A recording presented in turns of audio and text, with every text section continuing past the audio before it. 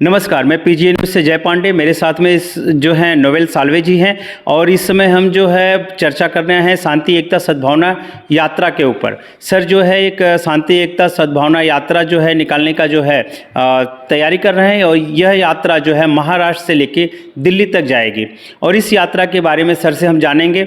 और यह यात्रा का मेन उद्देश्य है कि लोगों में जो है राष्ट्र प्रेमी और संविधान प्रेमी जो लोग हैं इस यात्रा के दौरान इस यात्रा में जुड़ सकते हैं और सर से हम जानेंगे इस यात्रा के सारी बातें। तो सर शांति एकता सद्भावना यात्रा के बारे में हमारे दर्शकों को आप बताएंगे कि इस मुहिम का क्या ज़रूरत पड़ा, क्यों पड़ी और ये मुहिम क्यों चला रहे हैं आप? दरअसल ऐसा है कि आज पूरे देश में देश का माहौल ऐसा बन चुका है कि हर जगह कहीं न कहीं लोगों के दिल में एक जिसको बोलते हैं कि असुरक्षितता ऐसा महसूस हो रहा है लोगों के दिल में। दूसरी तरफ हम देश में अगर आमतौर से देखा जाए तो देश में एक बाजू से अराजकता का माहौल बनने जा रहा है और उससे बड़ी बात यह है कि आज देश के अंदर में हर जगह देखेंगे, हर राज्य में तो कहीं न कहीं से ऐसा नज़र आता है कि हम अघोषित गृह युद्ध के ओर बढ़ते जा रहे हैं। तो ये देश के लिए ठीक नहीं है, देश के नागरिकों के लिए ठीक नहीं है, देश के शांति एकता भाईचारा के लिए ठीक नहीं है। इसी कारण से हमारे दिल में ये भावना आई और मेरे साथ हमारे कुछ सहयोगी हैं, हमारे कुछ मित्र हैं, हमारे कुछ सामाजिक देश के हित में विचार करने वाले लोग हैं जिनके दिल में ये भावना आई कि हमने ये शांति एकता सद्भावना यात्रा निकालना चाहिए। और ये यात्रा जो है ये महाराष्ट्र से शुरू होगी और इसका समापन दिल्ली के राजघाट पे महात्मा गांधी जी के समाधि पर होगी। और ये सद्भावना यात्रा जो है देश के हर राज्यों से गुजरते हुए दिल्ली पहुंचेगी। और सर ये जो है आपने एक पोस्टर भी बनाया हुआ है, इसमें बहुत सारे स्लोगन्स लिखे हुए हैं। मैं कैमरे में कहूँगा जूम करके आप दिखाएंगे इस कैमरे के ऊपर, तो इसमें बहुत सारे स्लोगन्स हैं। इस स्लोगन्स को मैं थोड़ा सा पढ़ूंगा। हमारे देश के महान क्रांतिकारी और उद्योगपति को लेके है और सेना को लेके है और किसानों को लेके भी इसके ऊपर स्लोगन्स हैं। तो इसका उद्देश्य क्या है? ऐसा है कि इस शांति एकता सद्भावना यात्रा के दरमियान हम पूरे देश में ये संदेश देना चाहते हैं, जिस संदेश से लोगों के दिल में देशभक्ति की भावना पैदा हो, लोगों के दिल में आपसी भाईचारा बढ़े, लोगों में एकता बढ़े। तो इसलिए वो स्लोगन डाला है। पहले स्लोगन का उद्देश्य ऐसा है कि हमारे देश के महान कारकों ने, जो स्वतंत्र सैनिक थे, महान क्रांतिकारक थे, उन्होंने इस देश को आज़ादी दिलाने के लिए अपनी जान की आहुति दी है, बलिदान दिया है।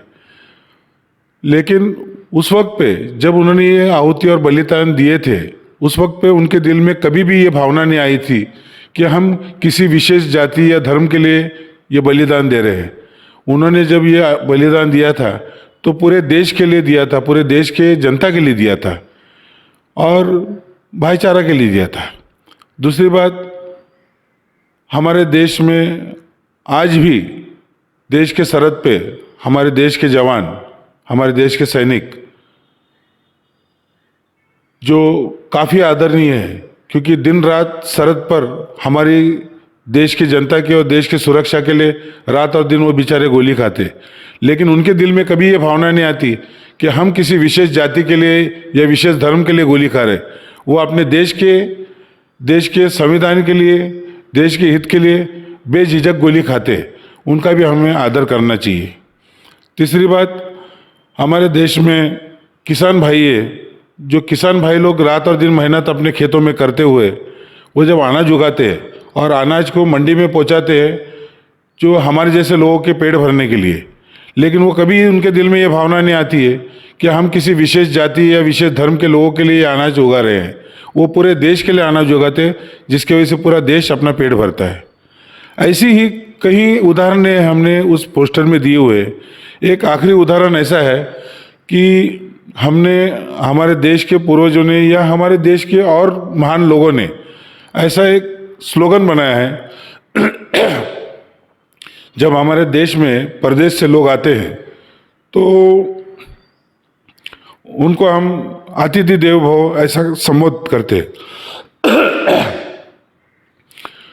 जब हम परदेश से आए हुए व्यक्ति के हमारे देश में भगवान के जैसा स्वागत करके उसको अतिथि देवो भव कहते हैं, तो ऐसी क्या बात है जब हमारे देश के हमारे भाइयों को, हमारे देशवासियों को हम दुश्मन के नज़र से क्यों देखते हैं?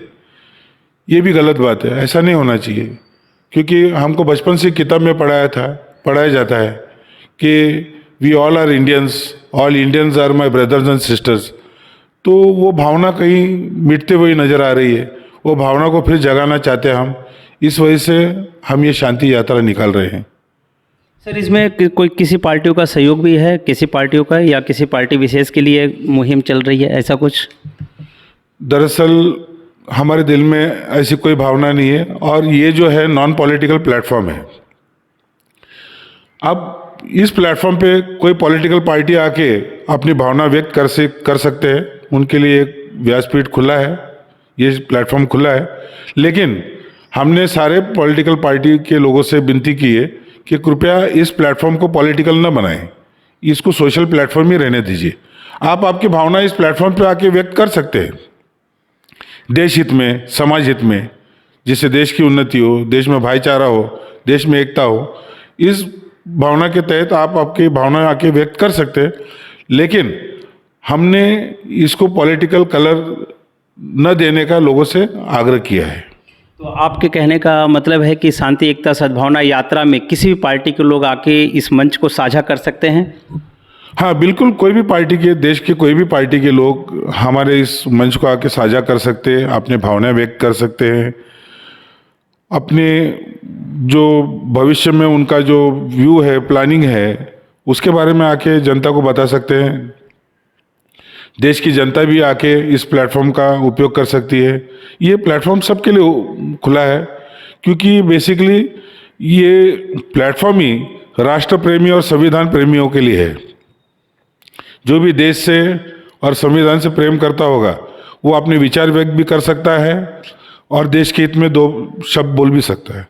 सर, कहीं न कहीं जो है, अगर यात्रा इस समय माहौल देश में ऐसा है कि जब कहीं यात्रा के नाम आती है तो राहुल जी का नाम उसमें ज़रूर आ जाता है। राहुल जी जो है भारत जोड़ो यात्रा निकाले थे, तो कहीं न कहीं लोगों के मन में ये विचार आएगा, जैसे आपने कहा है किसी पॉलिटिकल पार्टी से रिलेटेड नहीं है, इस मंच को सब लोग साझा कर सकते हैं। तो मैं ये जानूँगा सर, ये कितने समय का पीरियड रहेगा ये अपना सद्भावना यात्रा का? देखिए, इसके पहले जितने भी महान नेताओं ने देश में यात्राएं निकाली हैं, उनको कहीं ना कहीं पॉलिटिकल कलर लगा हुआ है। किसी न किसी पॉलिटिकल पार्टी के थ्रू, पॉलिटिकल बैनर के थ्रू या पॉलिटिकल एजेंडा के थ्रू उन्होंने ये कार्यक्रम या यात्रा निकाली हुई है। लेकिन ये यात्रा ऐसी है कि इसमें सारे सामाजिक संस्था के लोग, ये जैसे कि कोई सोशल ट्रस्ट है, सोशल एक्टिविस्ट लोग हैं, कोई सामाजिक संस्था है, ऐसे लोग मिलके ये कार्यक्रम को अंजाम दे रहे हैं। इसलिए मैंने सारे पॉलिटिकल पार्टी को पहले ही अपील कर चुका हूँ कि इसको पॉलिटिकल रंग न देते हुए इसको सिर्फ सोशल प्लेटफॉर्म करके, इस सोशल प्लेटफॉर्म के थ्रू और सामाजिक संस्था के थ्रू इस कार्यक्रम का आयोजन किया जाना चाहिए। तो लास्ट लाइन में ये कहूँगा कि आपका विचार है कि समाज में एक परिवर्तन हो, जाति और धर्म से उठ के लोग जो है देश के प्रति जो है, राष्ट्र के प्रति अपनी प्रेम जो है दिखाएं, और संविधान प्रेमी जैसे नाम भी आपने दिया है, राष्ट्र प्रेमी, संविधान प्रेमी।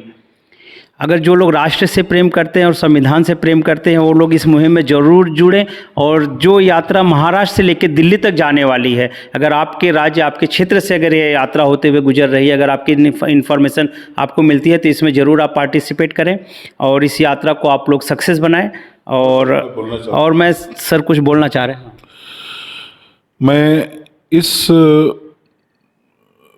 कार्यक्रम का संयोजक होने के नाते पूरे देश से, सामाजिक कार्यकर्ताओं से, देश की जनता से ऐसा अपील करूंगा कि इस संविधान प्रेमी, राष्ट्र प्रेमी प्लेटफॉर्म के थ्रू जो शांति एकता सद्भावना यात्रा हम निकालने जा रहे हैं, इसमें आपका तन मन धन से सहयोग करें ताकि इस कार्यक्रम को सफल करते हुए हम देश में एकता, शांति और सद्भावना और प्रेम का फिर से पुनर्स्थापना करने में कामयाब हो सके। सर, आपसे जुड़ने के लिए लोग कांटेक्ट कैसे करेंगे? दरअसल हम लोग सोशल मीडिया के थ्रू, व्हाट्सएप, फेसबुक, ट्विटर के थ्रू हमारे कुछ लोग सूचना डाल रहे हैं, कांटेक्ट नंबर डाल रहे हैं, उसके थ्रू वो हमसे कांटेक्ट कर सकते हैं। और कुछ सोशल चैनल के माध्यम से भी मैं सबसे अपील करूंगा कि वो हमारे फेसबुक और ट्विटर और व्हाट्सएप को जांच ले और उसके थ्रू हमसे संपर्क करें और इस कार्यक्रम से जुड़ने का प्रयास करें। धन्यवाद सर। जैसे कि आप जो है नोवेल साल्वे जी को आप सुन रहे थे और उन्होंने बताया इस मुहिम को लेके सारी बातें, और इसी के साथ मैं जय पांडे, पीजे न्यूज़ से, जय हिंद।